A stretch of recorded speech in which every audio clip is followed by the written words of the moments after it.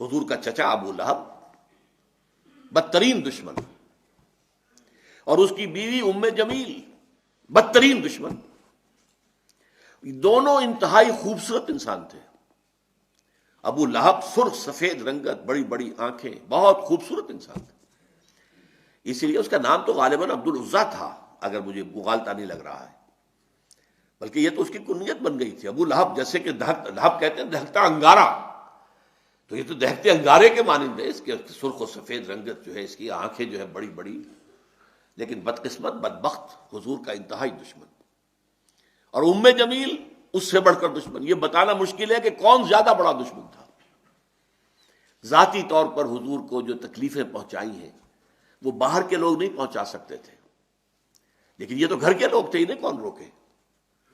بنو ہاشم کا جو ایک حصار حاصل تھا حضور کو، جب تک کہ ابو طالب کا انتقال نہیں ہوا ہے، اس وقت تک بنو ہاشم حضور کے حفاظت کرنے والے تھے، لیکن یہ تو خود بنو ہاشم میں سے ہے، اور ایک دیوار بیچ رہائش ہے ابو لہب کی اور حضور کی، اور یہ بیوی جو ہے اوپر سے دیوار کے اوپر سے گندگی پھینکتی ہے حضور کے گھر میں سین کے اندر۔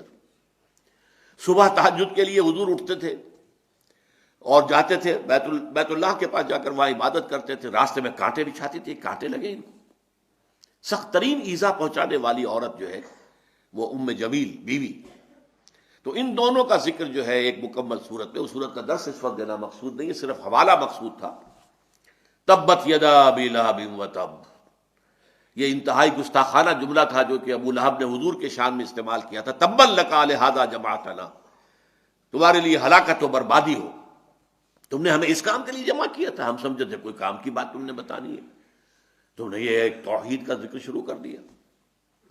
اس پر یہ آیت سورت اتری، تبت یدا ابی لہب، ہلاک ہو گئے، برباد ہو گئے، ٹوٹ گئے ہاتھ ابو لہب کے۔ یہ پیشن گوئی تھی، جو ٹوٹے ہیں پھر اس کے ہاتھ۔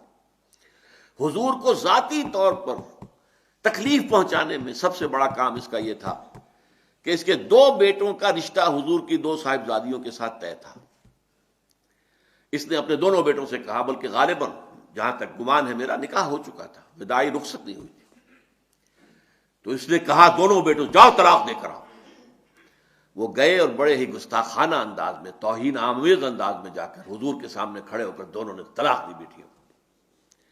تو حضور نے صلی اللہ علیہ وسلم بد دعا دی، اے اللہ اپنے کتوں میں سے دو کتوں کو ان پر مسلط کر دے، اور وہ ہلاک ہوئے، برباد ہوئے۔ ایک تو اس طریقے سے برباد ہوا کہ ایک شیر نے اسے چیر پھاڑ کر کھا لیا، اور اسے خوف تھا، ایک قافلہ لے کر گیا ہوا تھا، اور اسے رات کو وہ یہ کرتا تھا کہ اپنے ارد گرد جو ہے وہ الاؤ آگ کا جلاتا تھا، اس کے درمیان میں سوتا تھا۔ شیر آیا ہے، چھلانگ لگا کر اندر گیا، اس کو چیر پھاڑ کے رکھ دیا۔ حضور کی بد دعا تھی، حضور کو ذاتی رنج پہنچا تھا۔ یہ جو مجلسی معاملات ہوتے ہیں، بیٹیوں کو طلاق دے دینا، یہ ظاہر بات ہے کہ بہت تکلیف دہ چیزیں ہوتی ہیں۔ بہرحال اس کے لیے فرمایا تبت یدا ابی لہب وتب ما اغنی عنہ مالہ وما کسب، اس کے ہرگز کام نہیں آئے گا اس کا مال اور جو کمائی اس نے کی ہوئی ہے، جو مال کمایا ہوا ہے۔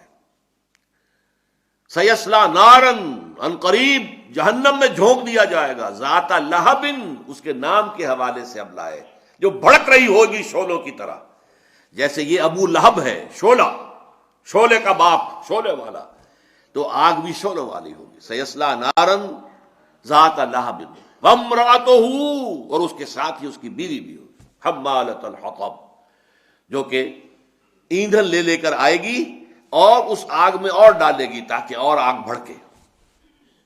سیصلی نارا ذات لہب وامرأتہ حمالۃ الحطب فی جیدہا حبل من مسد، اس کے گردن کے اندر ایک موٹی سی رسی ہوگی بان کی، جس سے گردن چھل رہی ہوگی۔ یہ جہنم کے عذاب کی ایک شکل ہے جو دکھائی جا رہی ہے، اس کی حقیقت تو وہیں جا کر واضح ہوگی۔